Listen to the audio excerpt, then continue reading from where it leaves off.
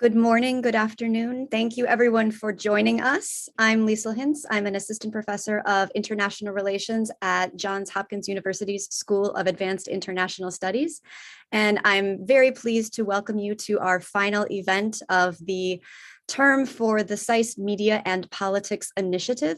This is an initiative that I co-founded with SAIS professor Nargis Bajoli this year in order to try to bring together interdisciplinary perspectives, scholar and practitioner perspectives on the intersection of media and politics, different issue areas, different country perspectives. We really want to create an engaging interdisciplinary forum to bring these voices together.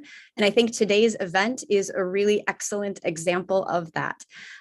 We are here to discuss the pitfalls and perils of mobilization in the digital era. And I can't think of a better group of scholars and practitioners to join me in that. So I want to briefly introduce our speakers. Our event is going to last for 60 minutes today.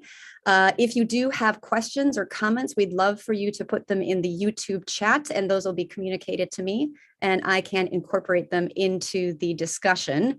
So let me go ahead and introduce our excellent panel of speakers today.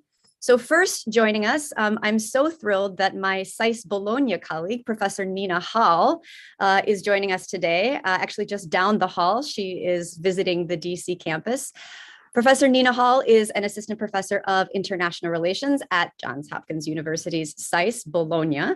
She is working on international organizations, on digital advocacy, transnational advocacy in issue areas primarily of climate adaptation as well as global refugee governance. She has a brand new book, Transnational Advocacy in the Digital Era, Think Global, Act Local. So please get your hands on that. And that is from Oxford University Press. Thank you for joining us. We also have Sara Hagusti, who is the executive director at Win Without War. She has over 10 years of organizing experience. She began her work with the Australian Youth Climate Coalition, and then went on to work at GitUp, at change.org, and the Mozilla Foundation, and also founded Berim, which is a nonprofit that works with change makers in Iran, works to support change makers in Iran. And she has a new book as well called Sunburnt Veils, which was recently longlisted for the Ritchell Prize. So congratulations on that. We're very glad to have you join us. And then we also have Professor Ergin Bulut, who is an associate professor at Koç University in Istanbul in the Department of Media and Visual Arts. He works on the political economy of culture and communication. He works on media labor and has also published a book. We have lots of book authors here, published a book entitled A Precarious Game, The Illusion of Dream Jobs in the Video Game Industry from Cornell University Press. He's also published extensively on the intersection of authoritarian governance, the precarity of journalists online and off, and on the constriction of social media spaces for opposition. So as I said, we have a fantastic panel of experts, of scholars and practitioners joining us today. So let's go ahead and kick off the discussion.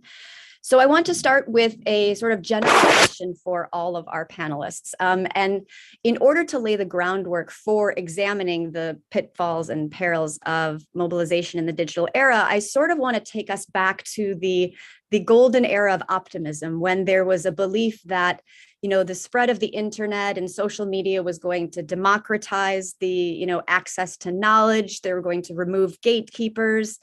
This was really going to be a space for you know, increased participation and the potential for transnational mobilization with groups that can now connect with each other much more easily.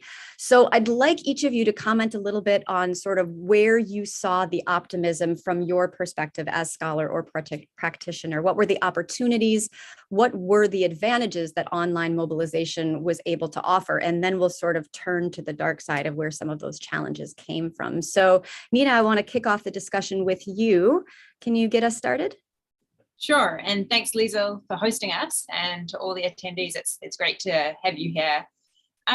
So as Liesl mentioned, I've just finished a book about transnational advocacy in the digital era. And as part of writing that book, I went back and read a lot of the scholarship, specifically in international relations, but also social movement scholars, political communication scholars who've written a bit about this. And what struck me was this, as you said rightly, Lisa, in the 90s, this optimism. And I think this optimism was about the internet and how it could enable people around the world to push forward on progressive issues, right? That it would democratize, that anyone could get out there and start a movement.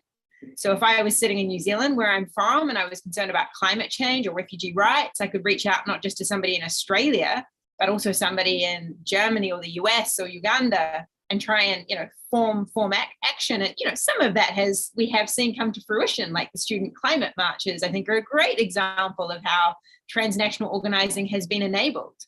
But I would note that a lot of that literature, now reading it, sitting today after Trump, after Brexit, after the rise in Germany of the AfD, of populism, seemed a little naive, really. And it was partly naive, I think, because there was an assumption that the internet would help the left, right? More than it would help the right. That something about the way the internet was built was inherently a sort of more grassroots, more about citizens than about, the kind of internet we see today of an oligarchy of big tech who are controlling certain things. And we come talk about that.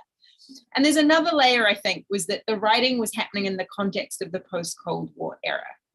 So there was this idea that democracy was going to spread, that human rights were going to spread, that NGOs were going to be influential and important.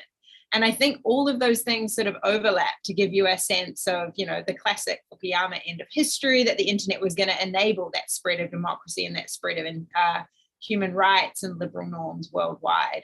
And certainly you read that very strongly in the international relations literature of the late 90s, going through to the early 2000s. And really, I think the last 10 years have thrown a lot of that into question. So I'll leave my other panelists to comment from their perspectives. Thanks so much for kicking this off. Ergin, I want to turn to you on this, on sort of the spaces for mobilization that may have opened up, particularly in that era. And as a scholar of Turkey in that era, the late 90s and the early 2000s, with the coming to power of the Justice and Development Party, the AKP, in 2002, there was also sort of an era of optimism, of an opening of spaces, of issues that could be discussed. The Kurdish issue, Armenian issues, things that previously would have been either highly censored or other sanctioned in other ways. What sort of opportunities and optimism did exist in that space? What can you tell us on that? Thank you very much for inviting me. And so one of the things I want to say to go back to the earlier question and the specific question about Turkey, when this optimism around digital media technologies or platforms like Twitter, Facebook, especially around the notion of the so-called Arab Spring was unfolding, there was actually a lot of sort of critical scholarly backlash from media studies to invite people to look at history about how telegraph, telephone, radio, TV unfortunately failed to fulfill all those utopian premises, right? So history is always helpful for us to go back and see what actually has happened, which is not to dismiss, of course, the very progressive ways in which activists have always deployed media technologies. So I think in that regard, history is very, very helpful for us. And for the case of internet, I think especially as Dina was mentioning, after the fall of the Berlin Wall, there was a lot of, I think, liberal utopian fantasies around how free markets and technologies that were enabled by free markets would democratize the entire world, which I think, again, given the rise of Trumpism and right-wing extremism everywhere, seems to have failed. In Turkey, early 2000s were a similar moment for political liberalism, where AKP was sort of hailed by this, champion of democracy that would liberalize Turkey and save from the dark 90s and so on. Whenever people were sort of critiquing this promises, they were accused of being ultra-nationalist of all kinds. So there was a relative opening in the early up until 2010s in terms of practicing or working through the internet or the freedoms provided by the internet. But I would also suggest how it was a very contested process of opening, not a total opening. So in that regard, again, people were very excited about how the new political actor was going to liberalize the country in terms of its past with the Armenian issue and the Kurdish issue. But then after the 2010s, things have unfortunately backslided in terms of how citizens were less unable to practice their liberties online and offline. And I'll just stop there. Excellent. And we'll definitely get to those backsliding issues. So I want to turn to Sara and ask your practitioner's perspective on this. You have so much experience in these different platforms. Can you talk a little bit about that experience, your trajectory and your sort of perspective on that optimism that perhaps was a little bit premature? Absolutely. So I did my kind of genesis of political organizing has very much been linked to digital organizing as well. And through the Australian Youth Climate Movement, through organizations like GetUp. And if people aren't familiar, GetUp is like the Australian version of Move On. So Move On would be the US equivalent organization. And coming here, and Bareem was an organization that was set up to support change makers in Iran. It was also a digitally native organization at that point, which at the time we started it was still new for the foreign policy space. And Win Without War very much does a lot of digital organizing work. So this is something that I have spent a lot of time working on. And it's why I do have a lot of optimism about the power of digital tools to create change in my career. And I know that Nina referenced this. I've seen the power of the internet and being able to link up youth activists together. And just the same way as the media amplified civil rights organizing and the tactics that were being used, I've seen the internet be able to do that for this generation and in these moments, so that it's easier to be like, oh, that's working there, maybe that'll work here. And watching the impact of that on the framing of the climate debate, of the moral ground that youth climate organizing has been able to achieve, has been phenomenal to watch. In Australia, one of the campaigns I was most proud of being involved in was around mental health campaigning. And being able to talk about mental health at the scale that we were was able to really destigmatize that issue, as well as being able to win funding for it on a national level. And again, when you look at current work in foreign policy, even just being able to amplify voices of impacted communities in the debates. And when you looked at some of the most recent things, say, like, for example, with what's happening in Ukraine and the media coverage around that and all of the racist coverage we saw, being able to have that conversation happen from so many different perspectives and that backlash being instant and kind of seeing it flow through different areas was incredibly useful and is incredibly powerful. And the other thing I want to pull out is we often talk about the internet and social media, whereas as a practitioner, one of the most important tools I've used in my career is email.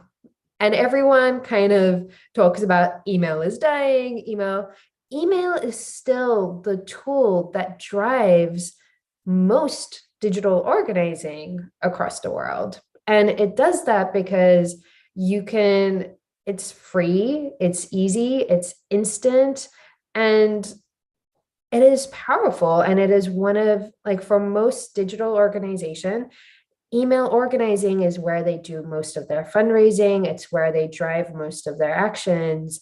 And it's often the tool that no one really talks about because we all assume it's a bit boring, whereas really it's the one that's the most powerful.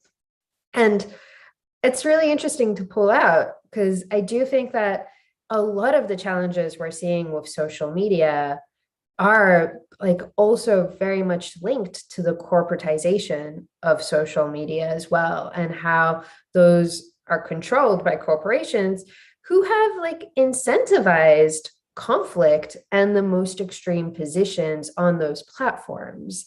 And I think like in terms of when we look at like previous optimism versus where we are now, there was definitely a lack of understanding for how important that debate between should the internet be decentralized and how dangerous centralization is to the internet was one that I think was undervalued. And now we're really seeing the consequences of where that landed and those decisions landed. So I think I'll leave it there, but definitely still have a lot of optimism and hope for the impact that digital organizing can have in the world.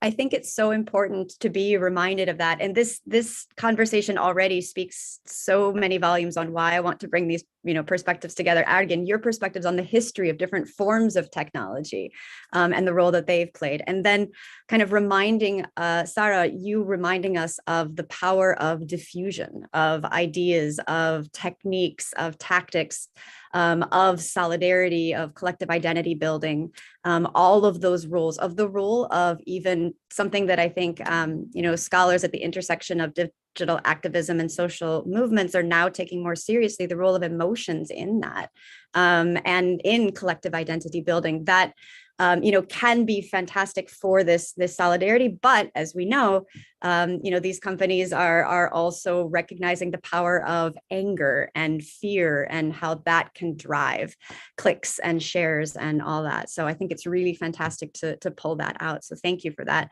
So Nina, I'm going to turn back to you, and we're going to sort of take the turn to the dark side now. And I want to pull out two themes that I think you really usefully highlighted. And one was the sort of oligarchy of big tech, which Sarah was alluding to, sort of the corporatization of social media. And then also the role of the rise of the far right. And, is this something that we see as directly sort of negatively affecting progressive causes, or these sort of simultaneous, simultaneous rise of progressive causes and right-wing causes? Is it that these right-wing causes are able to use digital activism more effectively? Sort of anything you want to add on those two issues, which I think you really usefully pointed out. Sure. And thanks for that question. There's lots to cover in there. And I think building on what my other co-panelists have already mentioned, that the techno-optimism phase, as Sarah just said, was very much based on the internet being decentralized, right? That democracy came because individuals, anyone, anywhere in the world could access things. There weren't gatekeepers.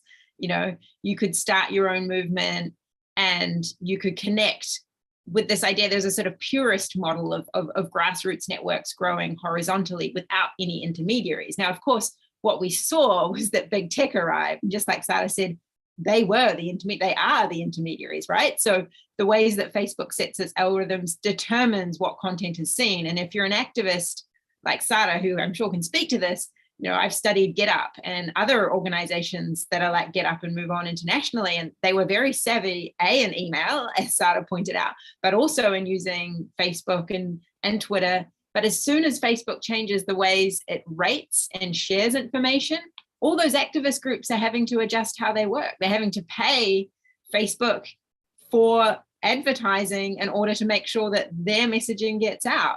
They're having to combat with disinformation, misinformation on those platforms. They're also in a difficult bind. And I know from talking to activists who work online, do they even want to be using Facebook, given what we know about the data and how in the past it's been shared with third parties? So there's a lot of literature out there. Shoshana Zuboff's book, Surveillance Capitalism, points to this, right? This whole idea that we're not living in this techno-optimist utopia world, but rather in a world where big tech, 5 big companies in particular, are collecting our data and storing it or sharing it with third parties or selling it on. And in a way, if you're an activist online, there's a really tricky question. Are you complicit in that? By using that very platform, by engaging people politically, are you giving those organizations fodder. So I think that that's a really challenging question. And I would just note that there's some great work out there by people like Lucy Bernholtz at Stanford, who's been thinking about how can NGOs behave ethically online. And one of her go-to points is don't collect it if you can't protect it. So don't collect data if you know you can't protect it. And I think that became increasingly important, not just in authoritarian contexts, but also in the US under Trump, right? That people who in the past may not have thought twice about collecting data suddenly realized that data they were holding as NGOs about marginalized communities was actually put those people in vulnerable positions because they maybe didn't have the tech savvy security they needed to protect that data, which comes to the second point, right, about the rise of the right.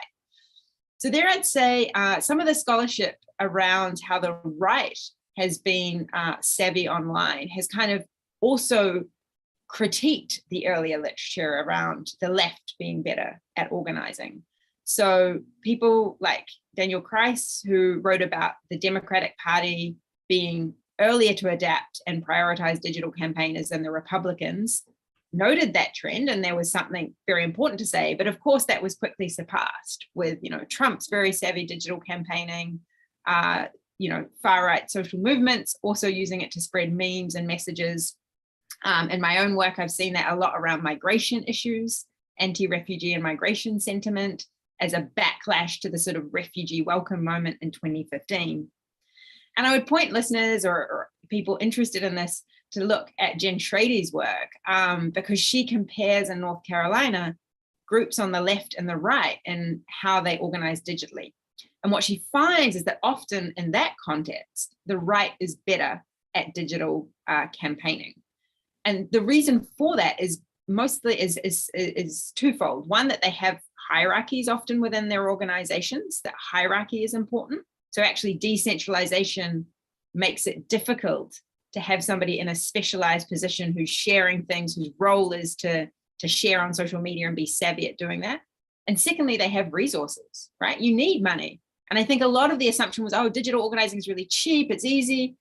Yes, there's some of that, but actually you also need people who with skills and the resources and the time. And a lot of groups on the left, maybe who are grassroots organizing of working class people, those working class people are in manual jobs. They're not sitting on their phones all day. They're janitors, they're cleaning the university building I'm sitting in, they're working in construction sites. They can't pull out their phone and share something all the time.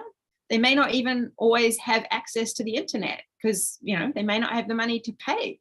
So I think work like Jen Schrader's throws into question some of those early assumptions that would make you think maybe the left or progressive groups would be better, but actually shows that the right has been very effective at organizing online.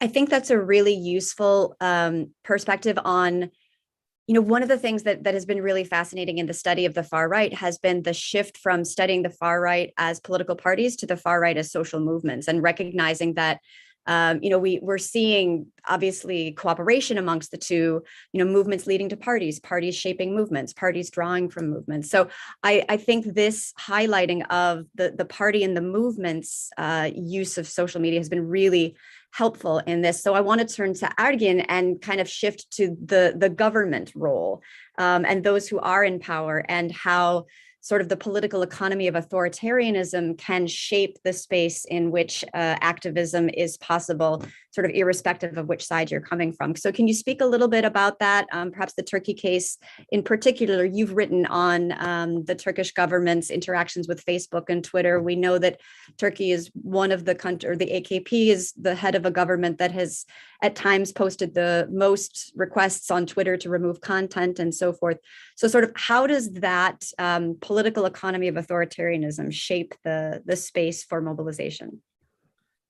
Thank you. So, and maybe to follow up from Nina's remarks to sort of connect to the question you posed, in addition to, resources and hierarchy, I guess there's one other thing that the right-wing parties and movements are good at, which is storytelling and, naming the demands, right? So I guess there's something that the left has still not been able, not been able to recover, but this entire collapse of the,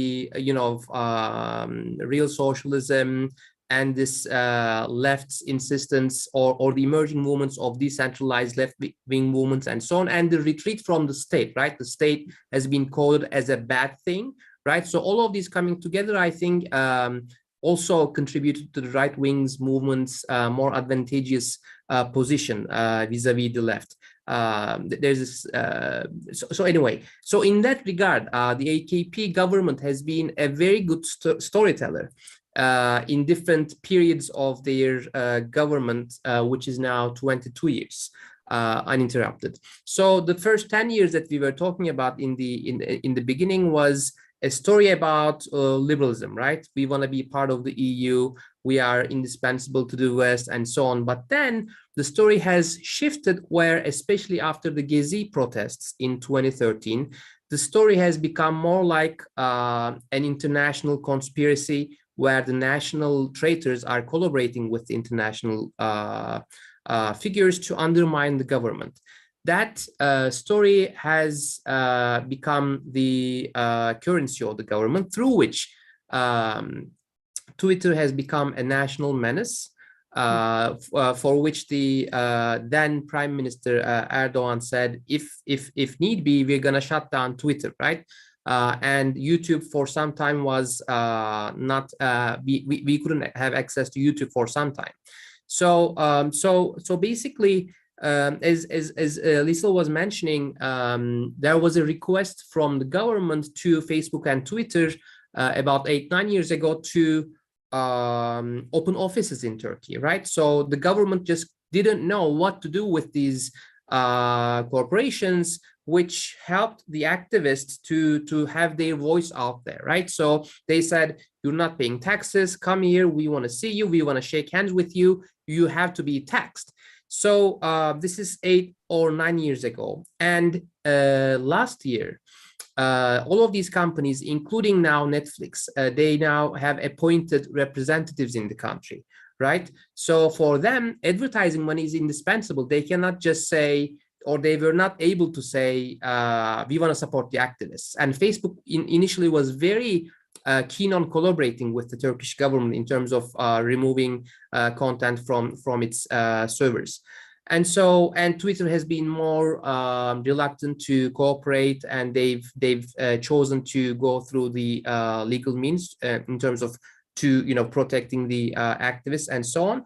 And right now, that storytelling is continuing, where the government is now saying, Deutsche Welle, Voice of America, Euronews, you cannot just use the internet and broadcast stuff that undermines me, right? So now RTÜK, which is the Supreme Council of Radio and Television, right? So this was founded in 1994, I think, this body, which is all about licensing radio and TV, is now all of a sudden saying that I have to police the internet. So you have to pay a licensing fee for me so that you can keep broadcasting on the internet. And now we know that a new disinformation law is in the works, right?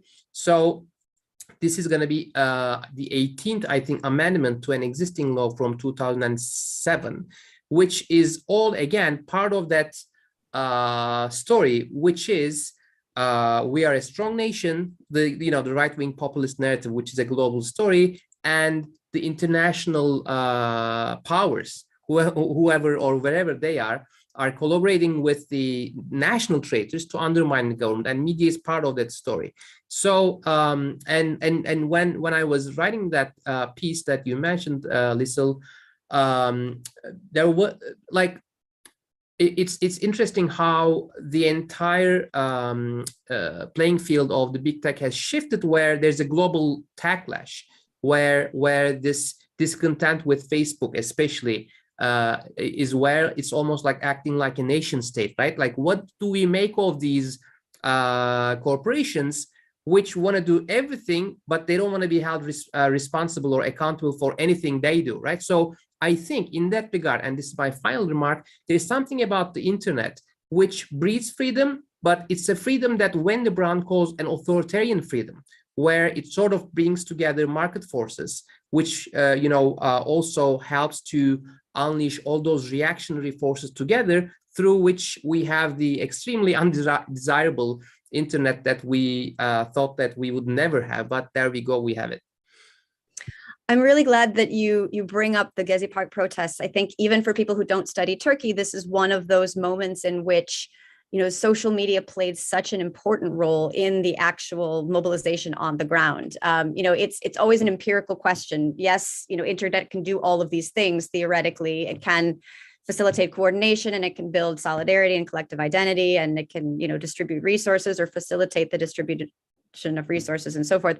But it's a question of, did it actually happen on the ground? And we know that with the Gezi protests, Twitter in particular was so instrumental in this. But we also know, of course, that and so Zeynep Tüfekçi's work on this, I think, is really enlightening in terms of, yes, you can facilitate this spontaneous leaderless gathering, but how do you sort of translate that into political change? And I remember even, when there was a set of, so first of all, how do you identify the interlocutors, right? You have this mass, Occupy movement, this Turkey was 80 of 81 provinces show up for Gezi. So it's not just Istanbul, but then how do you translate that into some kind of exchange with the government? And those who were speaking with the government, partially arguing because of some of the de-democratization moves that you've been mentioning, were booed. They're like, we don't want to have interactions with the government. So I think that is a really big challenge. Even if you do get people into the streets, if you do get them mobilized, how do you then sort of move towards political change? So I'm really glad you bring up that example. So Sarah, I want to turn to you and sort of ask you this question of, what are the challenges that you as an organizer have faced in terms of trying to mobilize via digital technologies? And then how do you translate any of the support, the enthusiasm, the participation that you see into political change? I think it's a great question. And I think one of the misconceptions out there is that the internet is magic when it comes to social change. Like, these are tools and they're only as effective as the organizers who use them are. And we have a saying where a lot of great campaigns start with a petition, a lot of bad campaigns end with a petition, right? So it is very rare. It definitely happens, but it's very rare when something organically just goes viral or a petition by itself manages to create change. You still have to organize. You still have to have a strategy. You still need to know what your next steps are and how you're going to continue mobilizing people around creating change.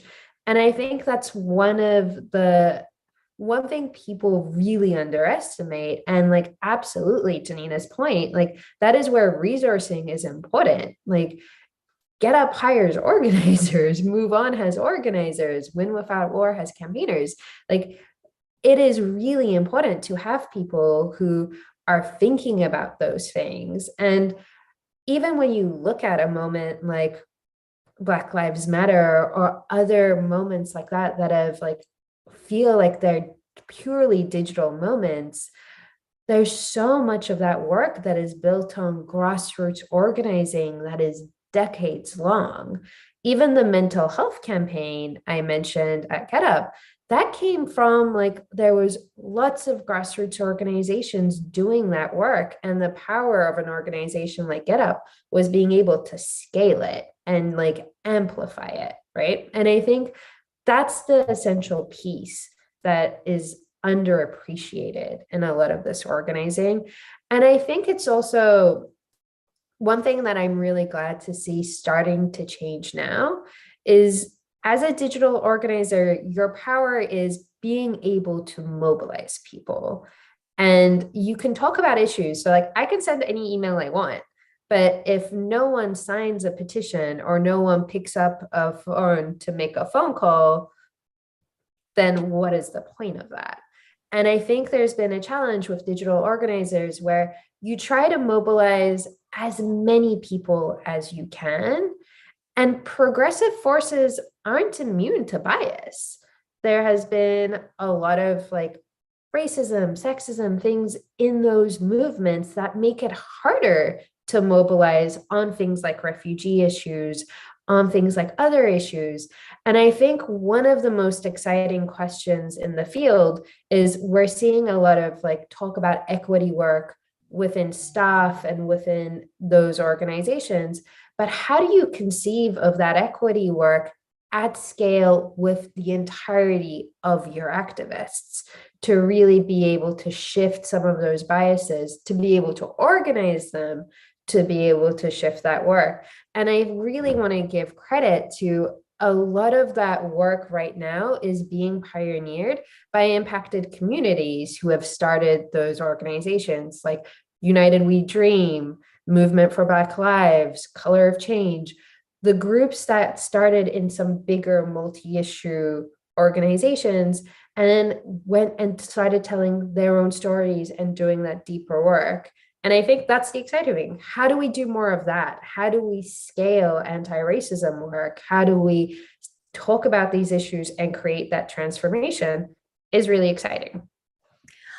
I really appreciate the point of scale and this idea that, you know, one of the things that maybe we don't think about in the optimism of the digital era is how much of the pre-existing social networks, how much of the work on the ground, how much of the community building that went into organizing needs to be done, such that, again, you can have these spontaneous demonstrations, but if you don't have a point person that says, okay, here's what we do now, or if you don't have a follow-up, okay, it was May 1st, we had a demonstration, now where do we go from there? I think it's really important to see that the groundwork that is often necessary in order to create political change. So Sarah, I actually want to follow up with you on the point that you made about racism and sexism and ask a little bit about actually online harassment and the ways in which organizers may be subject to that. But I just want to note that if anyone wants to add their comments or questions, they can do in the chat. So please do so. We've got about 20 minutes left. So Sarah, I want to turn back to you and ask, in your experience as an organizer and as a woman of color, we've seen some work coming out now kind of really taking seriously the issues of harassment. I work on Turkey, Ergin works on Turkey. We've heard we've seen lots of cases of sort of nationalist trolling in some of the work that we do, sometimes even government organized online trolling and so forth. But as a practitioner, Sarah, can you sort of speak a little bit to what those issues look like on the ground? Yeah, absolutely. It is hard being a woman of color, especially in the foreign policy space, and not be like seeing some of that. It's definitely something I have experienced, and a lot of the times, especially on like issues like Iran, like there'll be people who will comment and like they'll say something in English that is very benign and then write something very harmful in Farsi. And it's interesting seeing some of that play out. I will say, like, I've seen it happen on a totally other scale with some of my colleagues, and just seeing the regular harassment that they've had to endure is really disconcerting. And at the same time, I'm really grateful that this conversation is happening now, finally, and talking about like, how do we fix this, not just at an individual level, but at a systems level? And what does it look like? And looking at when is it actually spontaneous, which does happen, and when is it being organized and funded? And like, how do you name that, say that, and then be able to challenge it? I think is really, really important. So Nina, did you want to follow? Because I had a follow-up question for you. So I'll let you respond to Sarah, and then I'll follow up, because I do want to ask about the potential sort of danger that some of the activists that you've been talking about are put in by their transnational campaigning. But I want you to respond to Sarah first. No, I wanted to echo and kind of build upon a couple of points Sarah made, because to give you a bit of background, the work I've done for my book was studying Get Up, Move On, and all its sister organizations worldwide. So there are groups that do member-driven rapid response digital organizing in Hungary and South Africa and Romania and Poland. And one of the things I found in the book was exactly this dilemma that Sarah pointed on about how it can be really difficult to get groups, even if they're progressive, to campaign on anti-racism or refugee rights. Because if you're just responding to members' preferences and their revealed preferences, you know, they might for a short period of time welcome refugees, as we saw in 2015, but actually sustaining that campaign is extremely difficult. And why I bring that up is because I think there are roles that activists and organizers can play within their organization to actually transform their members' interests over time. And so I actually, in the book that I write, contrast the group 38 Degrees in the UK, who are very reactive, rapid response, member driven, and actually campaign on refugees for a short period and then swap away, with the work of Get Up, which, as Sarah can also speak to, sustain their campaigns on refugee rights, worked with people in the refugee sector and refugees themselves to try and ensure that Australia got rid of their detention centres and people, asylum seekers and refugees, were able to leave. And I think that that's important, it's a bit of a nuanced point, and it is true for organisers that are trying to do things en masse. But I think the point is really important, because often the assumption is if you get a mass of people who have got progressive values mobilised, the outcome will be progressive, right? And as we saw in debates also around Brexit, where progressives were split, it's not always that simple. And so there's actually a role for staff, paid staff who are, or volunteers who are in the roles of trying to mobilize and organize, to really try and transform people's preferences and tackle really hard issues. And that brings to the second point I just wanted to build on, Sarah, about online hate crime, because I've seen in the context of New Zealand, a lot of groups, one group, Action Station, which is the New Zealand equivalent of Get Up, working with white or Pākehā New Zealand allies to combat trolling. So they've trained people as part of their digital organizing to go online and combat particularly people who are trolling Māori activists, so Māori are the indigenous people of New Zealand, and getting white allies to do that work, to try and diffuse and undermine that hatred. So I think there's some really interesting initiatives that are out there that acknowledge trolling exists and try and bring in allies and train people to do that really hard work. So I just wanted to acknowledge that. But yeah, I can come back to your question if you want to ask that, Liesl. So actually, I think you addressed it quite well. I was looking interested in getting a little bit deeper into some of the challenges that local activists do face. And I think some of these splits among progressives is part of that. But I was thinking when Ergin was kind of talking about these conspiratorial external frames, I think that are often, that in particular the Turkish government, so this is one of the things that I study quite intensely. So I am always fascinated when it arises in discussions, this sort of framing of local protest as having some kind of nefarious external saboteur dimension to it, such that it can't possibly be that these protests are about governance or these protests are about economic crisis. This has to be some sort of, and often with anti-Semitic overtones, Soros-funded conspiracy, that is manipulating these, sort of unthinking individuals into rising up against what is otherwise a legitimate regime.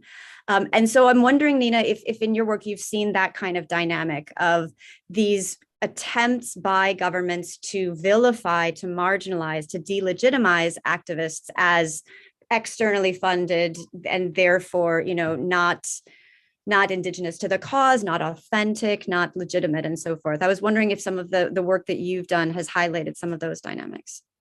Yes, extremely frequently. And in places you might be surprised to see. I think often, Turkey or Poland or Hungary or India, there's kind of an understanding that in semi-authoritarian spaces where governments are trying to crack down on civil society will use any excuse to. But as Sarah can probably speak to even better than I, Get Up has suffered this with senators in the Senate saying Get Up, which is an Australian organization funded by Australian citizens, run by Australian staff, majority member funded, faces the same critique. I've seen other examples of it in Canada with the group Lead Now, and that's come up again in high-level sort of tribunal cases. So this idea that a group that has a member-driven kind of mandate, and I should say it's not just about digital organizing here. I think there's a broader trend of crackdowns on NGOs. And there's literature, I was actually reading a piece this week that looks globally at how many countries have restrictions on NGOs receiving foreign funding. And it was around 130 countries have some kind of regulatory restrictions. So I think this is a broader problem that is separate specifically from digital organizing or not, although obviously digital organizing it's easier to have connections to other NGOs online. You might share a website or share an idea, but the government response is part of a broader skepticism of groups that have international linkages. And it's worthwhile noting, of course, that the critique is often that the left is part of some nefarious, whether it's Soros or an anti-Semitic smear, but the right has transnational links too, right? And this is part of the problem, is there's transnational capital and finance with links, but are not getting those same critiques. So I will leave it to other speakers who probably have lots more insights on this point. Sarah or Argan, do you want to pick up on this? Sarah? Oh.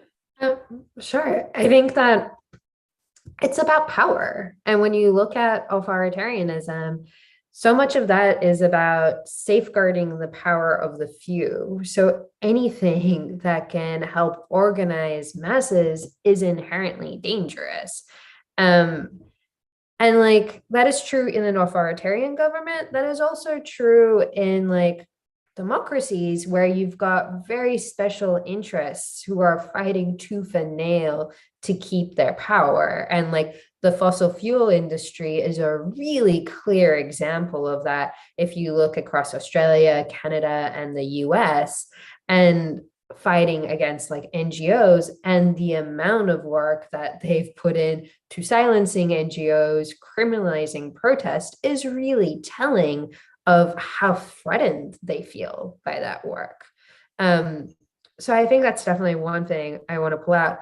One other part of this that I want to pull out that I have always been frustrated by is seeing like governments put out like petition tools for people. And I just want to like encourage general skepticism of those tools.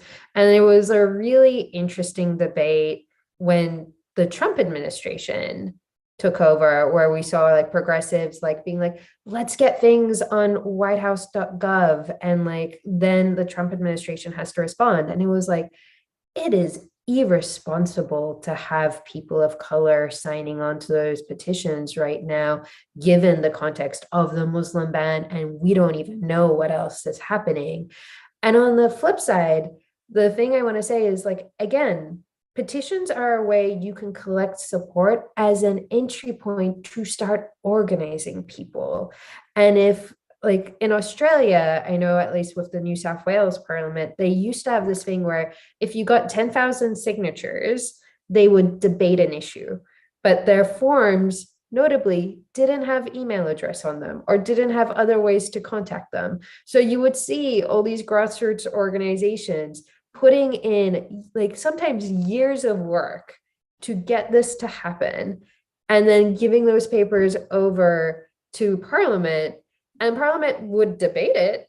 The debate didn't have to go their way, and they would have no way of getting back in touch with those people to say, this is what happens, here's what's next. So again, just remembering that like these tools are so often starting points to campaigning and not the ending points, and just skepticism around like, if you're signing something online, who owns that petition platform? Is it reputable? I've been horrified by the amount of like petitions I've seen from folks in Iran on really small websites where it's like, I don't know who owns this. And like, I am sure the Iranian government could afford to buy them out and get this data. So just again, like being really mindful of like, who is this? Who owns it? Where is this data going? Is crucial in all of this. I think that's an incredibly important point to make. Again, I want to give you the chance to respond to any of these points. On the petition, obviously in Turkey, we have, the Academics for Peace petition, something that had been, an effort by academics, by others to try to criticize the Turkish government, the Turkish military's actions in the Southeast, the violence in the Southeast. And that, of course, led to, academics being fired, individuals in jail, and so forth. So I think that, we often think that signing a petition doesn't necessarily have serious consequences, but obviously it can. But I want to give you a chance to respond to any of those questions of framing, of vilification. And then I'm going to ask you a question about journalists, because you've just recently published a piece on the precarity of journalists. But first, I want to give you a chance to jump into the discussion. A lot has been said already, and what I could potentially add on top of those, I think, is after the brutal history of neoliberal authoritarianism in Turkey and globally for the past 40, 50 years now, I think we probably need a different new pedagogy of organizing that learns from the past in terms of, still recuperating the older forms of left-wing sort of organizing, like unions and so on.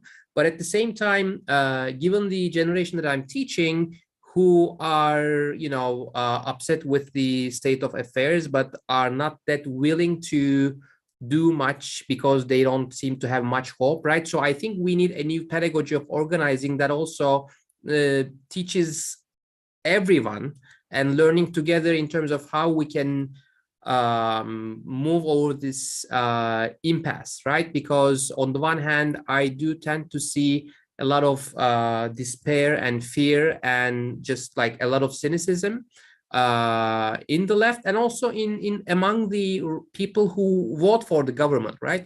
They are so hopeless that they keep voting for the current government. It's not just because they really love the current government. So I think we need to be more inventive. That I don't know how. That's one thing. We seem to have political and generational challenges, and yeah, about leaderlessness and spontaneity. I guess Gezi Occupy probably has taught us some valuable lessons about how there needs to be some sort of a more central node that sort of keeps the entire movement in good shape. It can be hopefully, I mean, it doesn't have to be just one person, right? But at the same time, because we don't know how to organize, right? So I feel like I feel like the idea of an entirely leaderless movement, it just does not really hold. We need some storytellers, if not just one, right? We need some people who will tell us stories, galvanize us, and then do things better than what we have. I think that's one of the challenges that we're seeing with the sort of rise of leaderless movements, in part facilitated by digital activism and digital spaces. But that there, at least with the youth movements that I've studied, there's almost an ethos of rejection of any kind of hierarchy, of any kind of leadership, rejection of establishment forms of political organization, of political parties, but also even within some movements of any kind of hierarchy or leadership that can inhibit the kinds of organization and facilitation and articulation of demands that we might expect in traditional protests. So again, we've got about 5 minutes left, so I want to turn the last question to you. And this role of journalists, which I think is really important in the sense that they provide a lot of the information that activists can use in sort of spreading their messages about their causes, that the journalists are often reporting on these movements. And so that can create a lot of support or awareness as well. But as you've written, the situation of journalists in Turkey online and off is particularly precarious. And we've seen an uptick in prosecutions of insulting the president, whether that's in a online broadcast or with a tweet or even a retweet. Can you talk a little bit about those dynamics, and does that have a larger effect on individuals' willingness to engage in opposition online?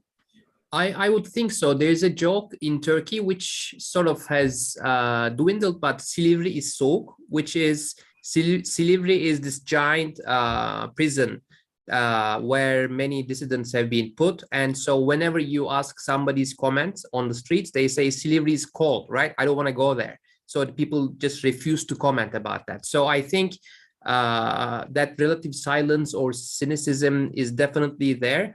And currently, so basically, the mainstream media, which had its own problems, is practically dead.